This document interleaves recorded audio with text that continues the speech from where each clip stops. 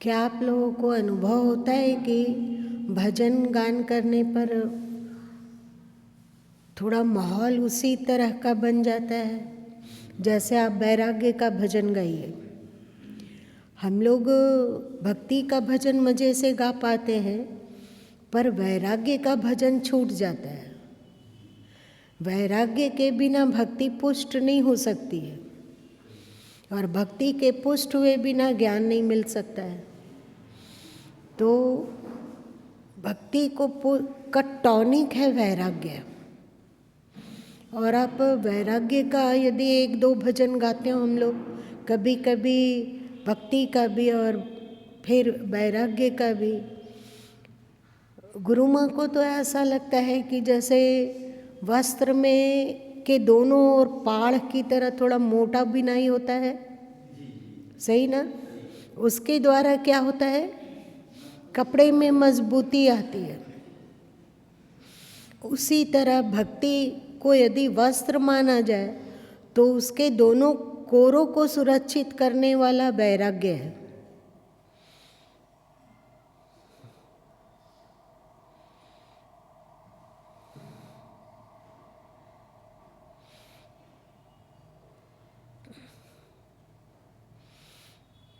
कल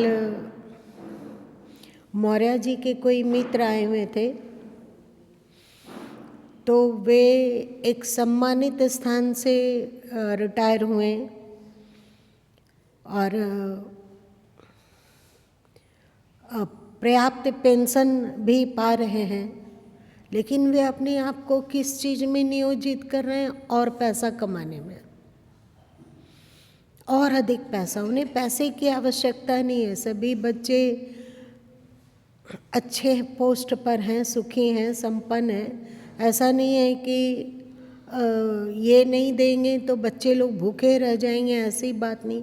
लेकिन हम लोगों का दिमाग एक कार्य करता है कि हम किसी न किसी, जैसे पहले के समय में, अब तो नहीं होता है ऐसा, पहले गुरु माँ बचपन में देखे कि कमरे में अनेक खूटियाँ होती थी।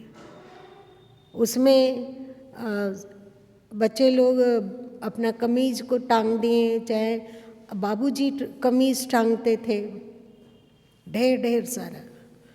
तो वो खूटी मात्र कमीज टांगने का एक उपाय है। वैसे ही हम लोग भी सोचते हैं, बूढ़े हो गए हैं, अब क्या जिंदगी का ठिकाना कब फुल स्टॉप हो जाए ये पता नहीं है।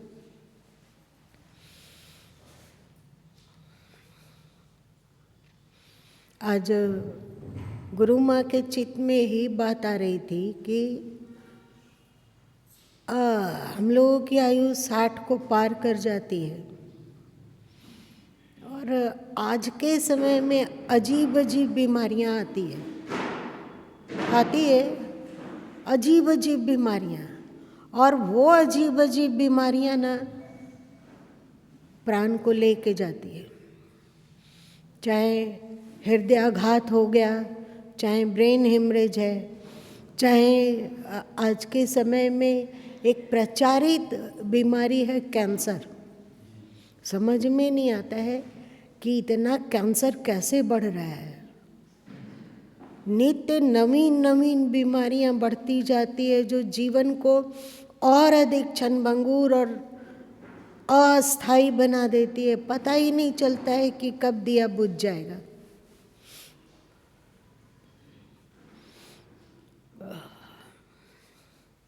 बहुत बहुत वैराग्य यदि आपके साथ हो, वो खोटी वाली बात पूरी कर देते हैं। तो वे इसलिए कमा रहे हैं क्योंकि उनके भाई ने उनके लिए बहुत किया है, बड़े भाई ने, इसलिए वे उनके लिए कमा रहे हैं। जबकि ये मिथ्या बात है, बेकार की बात है। उनके भाई के बेटे लोग भी अच्छे कमा रहे हैं, बहू भी अच्छी कमा रही है, तो क्या लगता है कि ये नहीं कमाएंगे तो क्या कुछ नहीं होगा, उनका भाई भूखे ही रहेंगे? ऐसी बात नहीं है। और दूसरी बात है कि भाई के लिए कमाते हुए भी मन में वैराग्य और त्याग रखा जा सकता है। सही? यदि किसी कारणवश कमाना पड़ गया, ये बेबसी हो, लाचारी हो, ऐसा नहीं कि हम लोगों का जन्म केवल पैसा कमाने के लिए नहीं हुआ है। यदि पैसा कमाने के लिए ही हम लोगों का जन्म होता तो चाहे अंबानी अडानी हो, चाहे बिरला ग्रुप हो या और लोग हैं, उनके पास ढेर सारा पैसा है, पर हमें नहीं लगता है कि हम लोग इतना सुखी वे लोग होंगे। आप लोगों को क्या लगता है? हाँ? और आसान। तो इससे तो सिद्ध है कि जीवन निर्वाह के लिए पैसा अनिवार्य है, पर धनार्जन के लिए जीवन नहीं है। यदि धनार्जन ही केवल मुख्य लक्ष्य होता तो जिसके पास पैसे हैं, बहुत पैसे हैं, वे शांत और सुखी होते, पर ऐसा नहीं है। तो फिर सुख कहाँ है?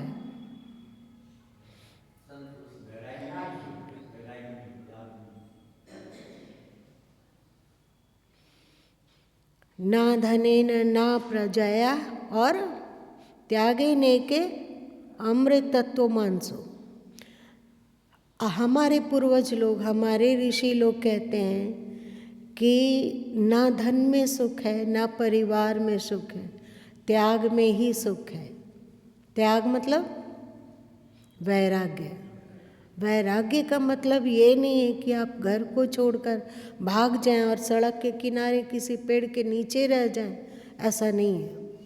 वैराग्य का मतलब होता है अंदर में ये सतत बोध बना रहना कि ये जो कुछ भी देखा जा रहा है, जहाँ हम लोग हैं, जिस घर में, जिस मकान में, जिस व्यापार में, जिस शरीर में, अथवा अर्जित किए हुए धन संपदा में, वहाँ से हम कभी भी धक्का देकर निकाल दिए जाएंगे और हम लोगों को मिनट, 5 मिनट, 10 मिनट भी संभलने का अवसर नहीं मिलता है। सही? आप लोगों ने तो अपने जीवन में कई देखा होगा कि अमुक दुकान जाने के लिए निकला, कोई दुकान खोल रहा है और वहीं पे हार्ट अटैक आया और संभलने का 1 मिनट मौका नहीं, वहीं पे शरीरांत हो गया। आप लोग तो समाचार में कई देखे होंगे कि कोई शादी में, विवाह, किसी के विवाह में अथवा परिजनों के, रिश्तेदारों के विवाह में नाच रहे हैं और वहीं पे गिरे और वहीं चले गए। 1 मिनट पहले उनको पता नहीं था कि 1 मिनट के बाद उसकी मृत्यु हो जाएगी। सही है ना? चाहे आप देखते होंगे कितने नामचीन लोग जिम में एक्सरसाइज करते हुए धरती दुनिया को छोड़ के चले गए। बहुत सारे ऐसे लोग भी आप देखें जिनके पास ऐसा नहीं है कि सुख सुविधा की कमी होगी, पर वे 40 साल, 42 साल में धरती छोड़ के चले जाते हैं। आप बताइए कि अंतस में यदि वैराग्य हो, बुद्धि हो, समझ हो, तो क्या हम लोगों से अध्यात्म की पकड़ छूट सकती है क्या? जबरदस्ती हम अपने आप से अध्यात्म को दूर करना चाहें कि दूर हो, हमारे पास समय नहीं है। हम लोग एक रोना रोते हैं कि क्या करें, समय ही नहीं है, क्या करें, समय ही नहीं है, अध्यात्म के लिए समय ही नहीं है, त्यागव्रति के लिए समय ही नहीं है, अपनी आत्मा के उत्थान के लिए समय ही नहीं है। भैया ये सब पागलपन आप इसीलिए कर पा रहे हो, ये सब बातें, बेवहियात की बातें आप इसीलिए बोल पाते हो क्योंकि आपको संसार की वास्तविकता का अनुभव नहीं है। आप ये स्वीकार ही नहीं करना चाहते हो। कहते हैं कि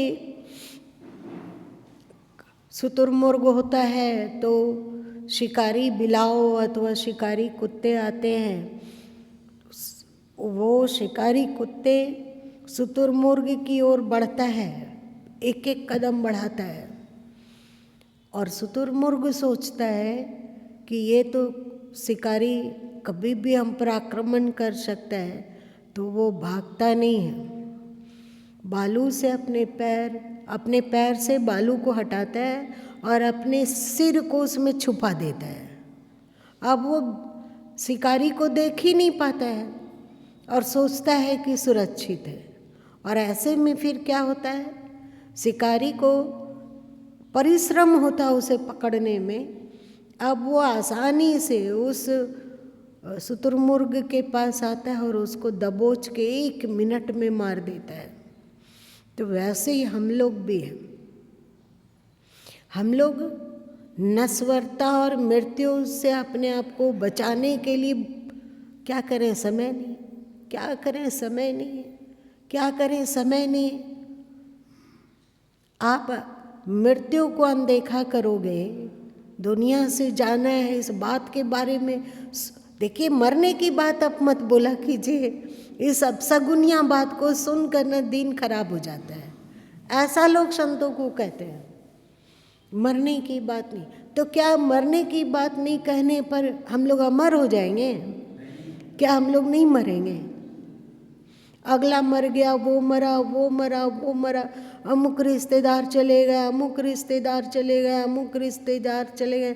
कभी कभी ना गुरु माँ आंखें बंद करके बैठते हैं और याद करते हैं कि जीवन में कौन कौन लोग साथ थे और कितने लोग साथ छोड़कर चले गए। बचपन से याद आने लग जाती है। बचपन, बचपन उस समय लगभग 6ठी क्लास में पढ़ रहे होंगे। तब सबसे पहले दादी जी की मृत्यु हुई। उनकी कम उम्र में मृत्यु हुई थी। सभी जोर जोर से चिल्ला चिल्ला के रो रहे थे और गुरु माँ भी रो रहे थे, परंतु दूसरे लोग रो रहे थे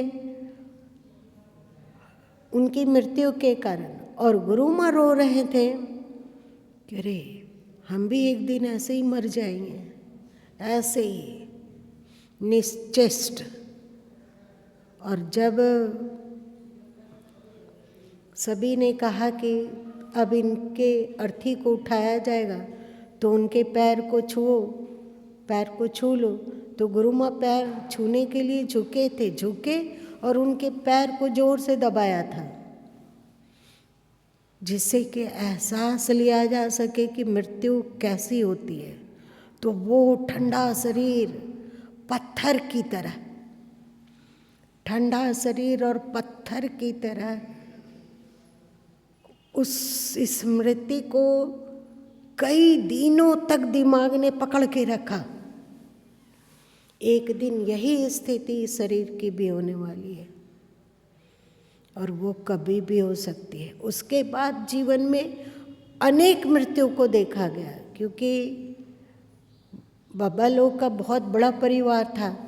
वे लोग 6 भाई थे बब्बा, और क्योंकि बब्बा लोग सब जीवित थे इसलिए आपस में जितने ये 6 भाइयों का परिवार था वो सब एक दूसरे के दुख सुख में सम्मिलित तो स्वाभाविक ही होता था।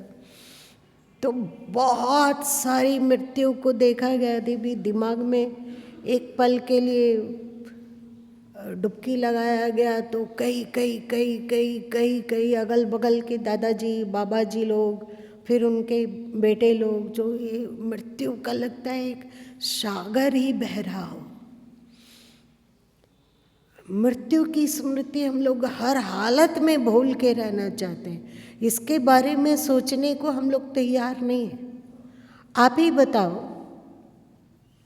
क्या महात्मा बुद्ध में ज्ञान का उद्भव हो पाता है, विकास हो पाता है, यदि उन्होंने मृत्यु को गहराई से नहीं देखा होता? तो होता क्या? नहीं होता। वे जिस बुद्धत्व को प्राप्त किए, जिस शिखर को प्राप्त किए, उस शिखर तक वे इसीलिए पहुंच सके कि क्योंकि उसने जीवन को बहुत नज़दीकी से देखा। बच्चा होना, फिर युवा होना, फिर धीरे धीरे प्रौढ़ होना, फिर धीरे धीरे बूढ़े होते जाना, धीरे धीरे अंग प्रत्यंग की शक्तियों का क्षय होते जाना, देखने की शक्ति क्षय हो रही है, सुनने की शक्ति क्षय हो रही है, पचाने की शक्ति क्षय हो रही है। पहले कुछ भी खा के पचा लिया जाता था, अब क्षय हो रही है कि नहीं? अब काम करने की शक्ति क्षय हो रही है, अब शरीर से उतना काम हो नहीं पाता है, सब कुछ क्षय हो रहा है। लेकिन हम लोग भी क्या शुतुरमुर्ग की तरह आंखें बंद करके नहीं पड़े रहते हैं? कभी सोच पाते हैं कि आज ही हम लोग का आखिरी हो? आप बोलिए कि ऐसा मत बोलिए ना, इतनी डरावनी बातें मत बोलिए, लेकिन यह सच है। और जैसे ही इस सच को हम अपने दिमाग में स्थान दे पाते हैं, जैसे ही स्थान दे पाते हैं, वैसे ही ऐसा लगता है ना कि हम लोगों के अंतस के किसी कोने से अध्यात्म का सूर्य उदय होने लग जाता है। कुछ बड़ा काम करने का आवश्यक नहीं है। आप योग करो कि प्राणायाम करो कि ध्यान करो या सुमिरन करो कि जाप करो कि पाठ करो कि स्वाध्याय करो, इन सब को एक तरफ किनारे रख दो। केवल आप जीवन की सच्चाई को भली भांति देख पाओ, जीवन की सच्चाई को भली भांति देख पाओ।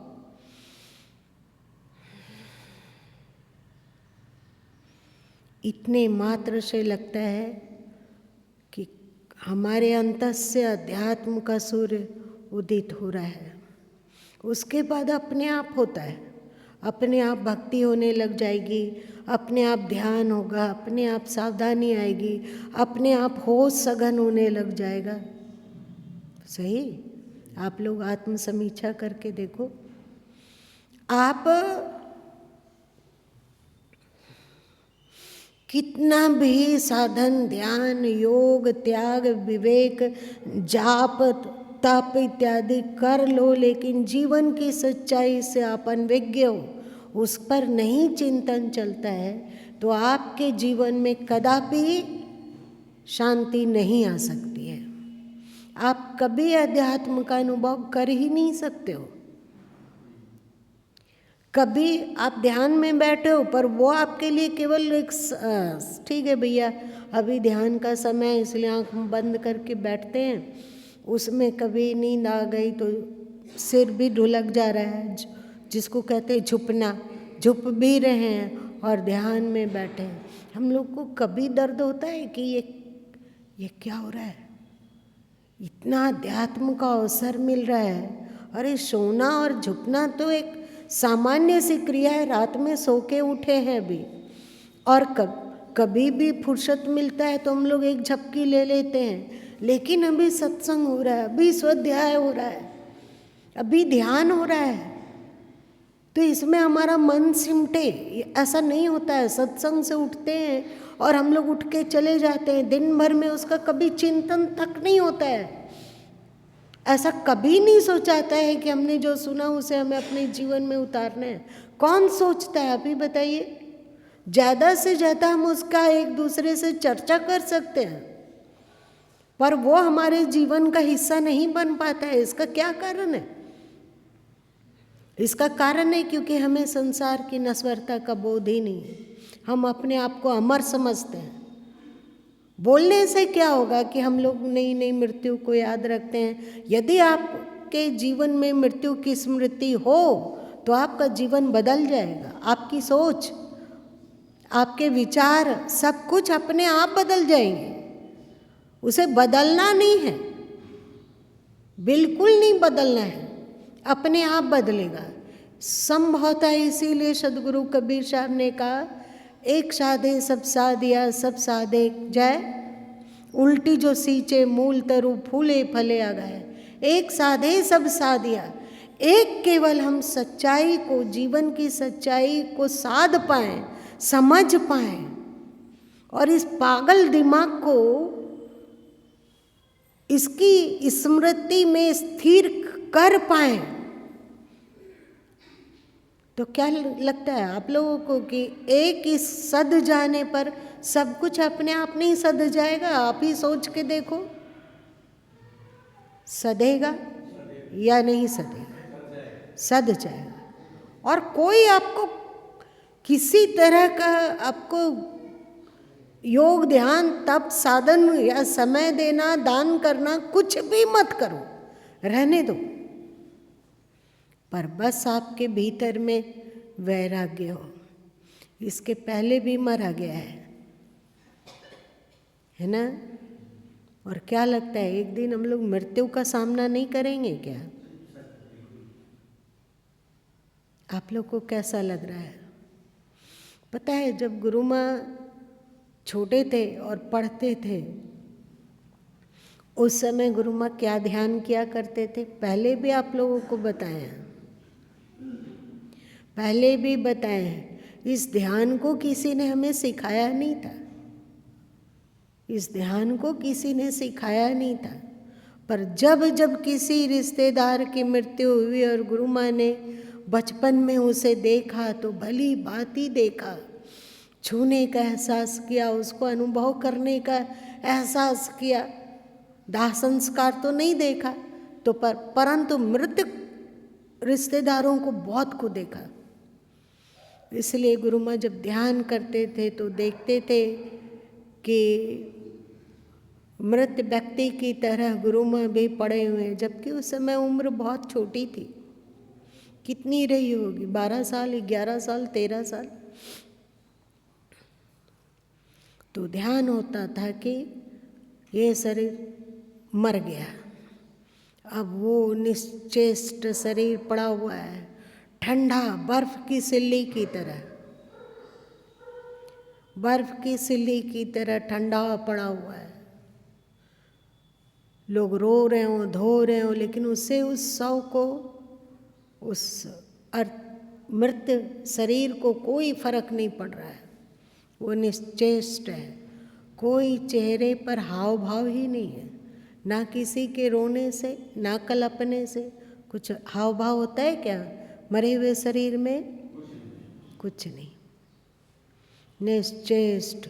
उसके बाद बारीकी से ध्यान करते करते पौना घंटा, 1 घंटा लगता था।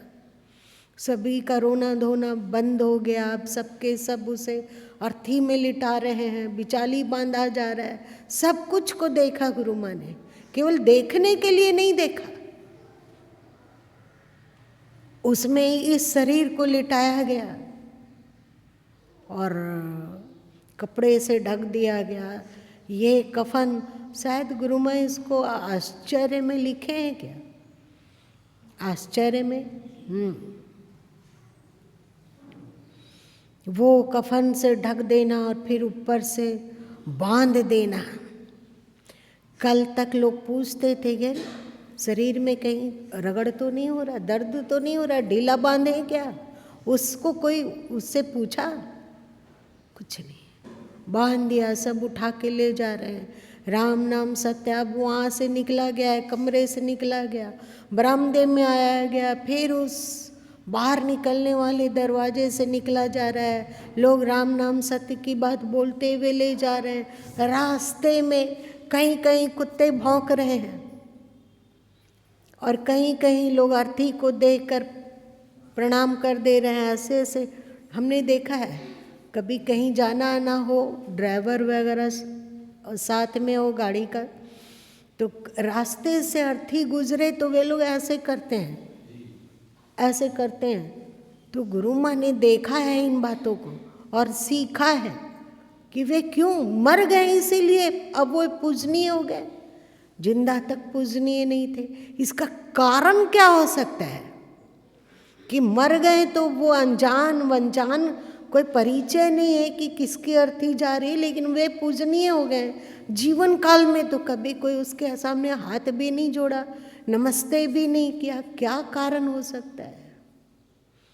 तो गुरु माँ का दिमाग ने कहा कि शायद अब वो त्यागी हो गया है, अब उसका मोह ममता पकड़ संसार के प्रति सब छूट गई है, इसलिए मुर्दा कीमती हो जाता है। मृत शरीर के पैर छूने के लिए शत्रु लोग भी आ जाते हैं, कहते हैं कि अब मर गया तो अब दुश्मनी करने से क्या लाभ। इतना वो पूजनीय कैसे हो गया? क्योंकि उसमें त्याग आ गया। तो जीवन काल में मरना पहले जो मरे, मृत्यु के पहले ही मर जाए, वो स्थिति प्राप्त करना। ध्यान में वहाँ से निकलते हुए स्मशान घाट, चिता का सजना, उसके ऊपर शरीर का रखना, शरीर के ऊपर फिर से लकड़ी डाल देना, वो निश्चेष्ट पड़ा शरीर, उसे आग पानी से कोई फर्क नहीं पड़ता है कि पड़ता है। उसके बाद आग लगाई गई, उसके बाद कैसे कैसे एक एक हाथ, ये सब गुरु माँ ने देखा नहीं, अपनी कल्पना की आंखों से देखा है कि क्या होता हुआ। अरे लकड़ी ऊपर की जल की खत्म हुई तो एक हाथ भी लकड़ी की तरह ऐसे उठ गया, फिर जल के जला तो ढप। आप लोगों ने देखा है ना, बहनें देखे हो या नहीं, पर गुरु माँ ने अपनी मानस दृष्टि से उसे देखा है।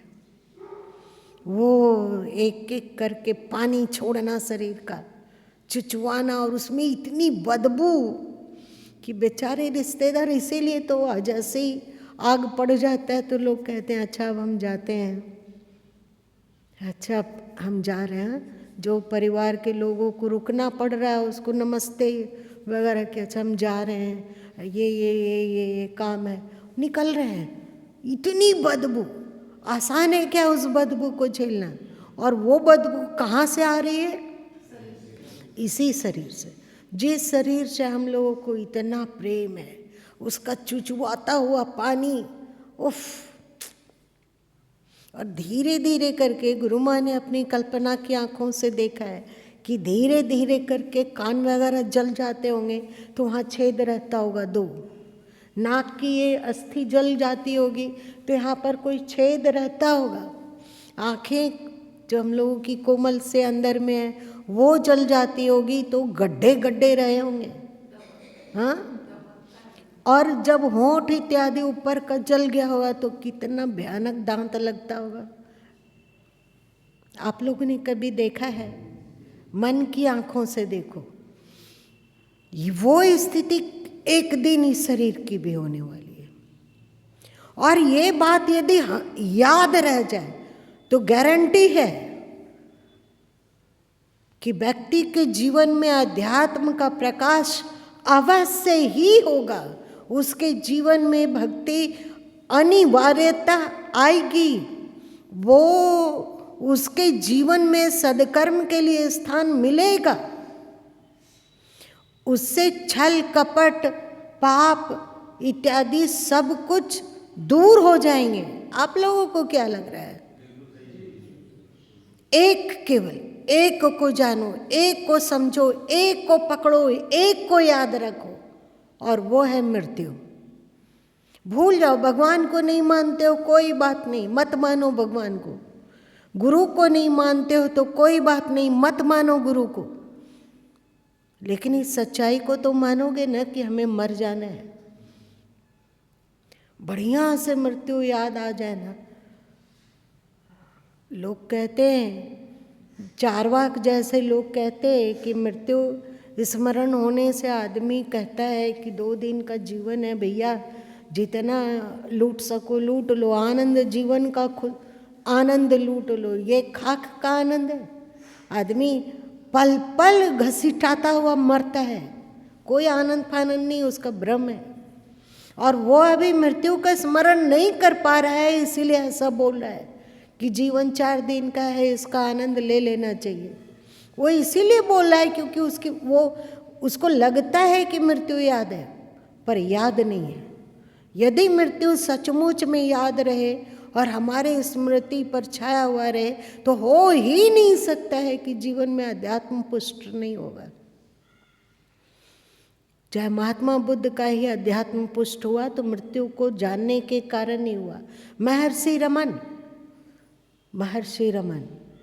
उनके जीवन में पढ़ा गया है कि एक बार शायद ठंड का मौसम होगा तो वे अपने छत पर आराम कर रहे थे और एकाएक उनके शरीर में न ऐंठन वगैरह होने लगी, तो उन्हें लगा कि वे मर रहे हैं और उन्होंने मृत्यु को बहुत निकट से अनुभव किया और उनका काया पलट हो गया। बहुत सारे आप देखो ना, सदगुरु कबीर साहब हों, गुरु नानक देव जी हों या कोई भी संत महापुरुष हों, जितना ध्यान योग साधन की चर्चा करते हैं उतना ही वे मृत्यु की चर्चा करते हैं।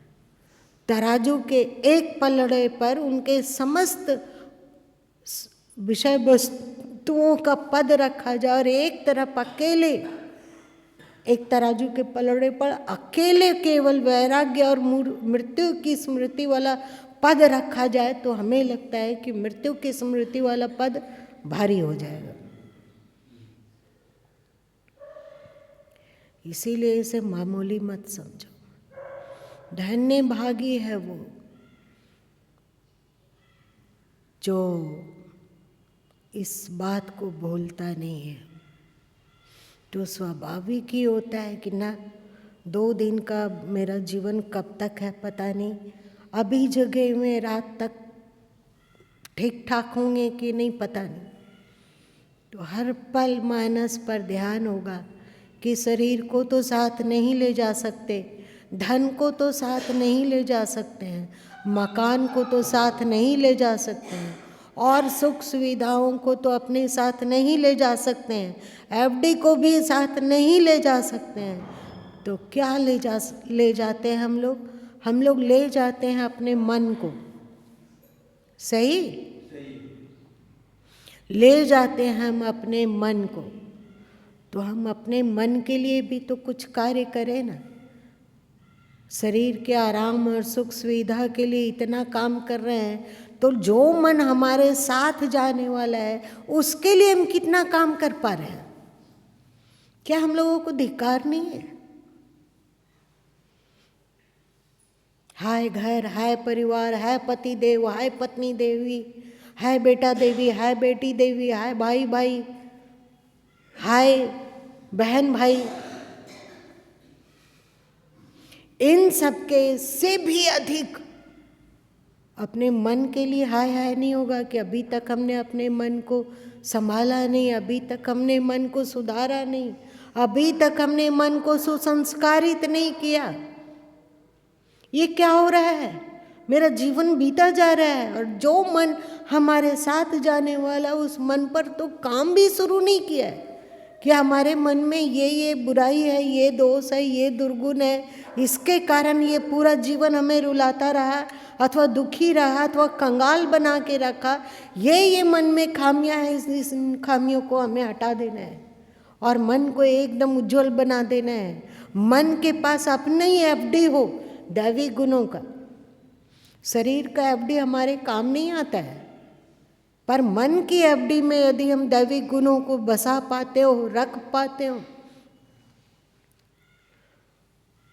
कितना आत्मसंतोष है। तो मरने से डर लगेगा क्या? कोई बात नहीं, आज जीवन है बहुत अच्छा, नहीं रहेगा वो भी बहुत अच्छा, क्योंकि मेरे पास खजाना है, वो खजाना जो हम साथ लेकर चले जाएंगे। यहाँ भी हंसते मुस्कुराते रह रहे हैं, जहाँ जाएंगे वहाँ भी हंसते मुस्कुराते रहेंगे। जहाँ भी जाए, चाहे नरक में भी जाएंगे तो वहाँ भी प्रसन्नता हमारे साथ नहीं छोड़ेगी। विचार करना। समय हो गया अधिक।